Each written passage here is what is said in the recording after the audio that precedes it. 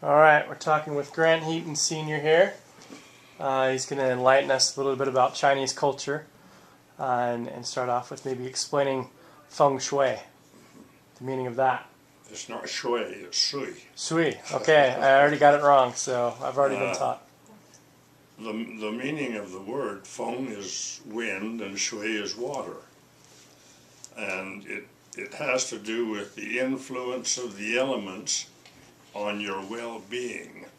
So you want to, for instance, building a home, buying property, placing things in your yard and things like that. You want to do it in a manner which is compatible to the Feng and the Shui of your surroundings. And they have professional Feng Shui men who come and tell you what the Feng Shui of your neighborhood is. If you decided you wanted to buy a house and your Feng Shui man told you it wasn't a good Feng Shui for you, you wouldn't buy it. But they can be bought, and so you usually get the opinion that you're looking for.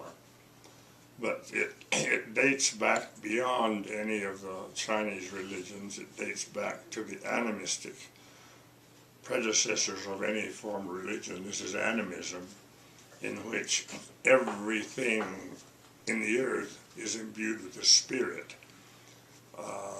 They would call it life, and we call it a spirit because we don't have the concept that everything is a living thing. Mormons do, but the world generally doesn't, the academic world generally doesn't agree with that. Mm-hmm.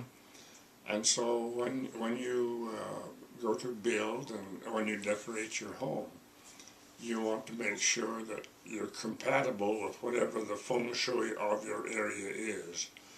And most of the Chinese know enough about it, the fundamentals of it, to be able to do that by themselves. But people who are building large, expensive homes or commercial buildings will often hire a Feng Shui man before they hire an architect.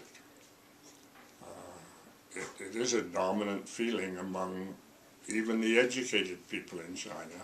It's less dominant now than it was before the Communist Revolution, but it's having somewhat of a rebirth in China now. They're tending to be going back to some of the earlier practice and concepts. So give us an example of when you enter a home. How would that be different than a home here? Depending on the home, how big it is, if it has more than 3 rooms, you want to make sure that when somebody comes in your house, they face a wall immediately. So you build a wall, a partial wall, a self-standing wall in front of the door, about 4 feet away from the entrance. So when people come in, they have to walk around the retaining wall or the Feng Shui wall there before they come in the house.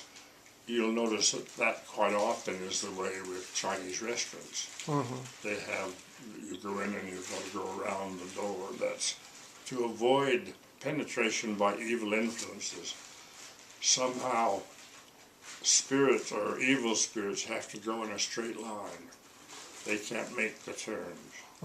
And so you make the turn and come in, and the evil spirits just can't make it in. And that's a superstition, and yet it holds sway in thinking of most of the old people. Very few of the young people, young college people, go that far. In fact, restaurants now aren't putting up the protective wall inside the door. Interesting.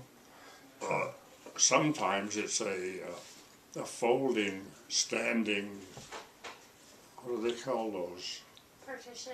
A partition? A partition or a... Partition, yeah. There's another word for it. And that's where the famous partitions that you find in Europe that cost so much came from wealthy people's homes in China, and the British and the French took them to Europe, and they became quite stylish in Europe.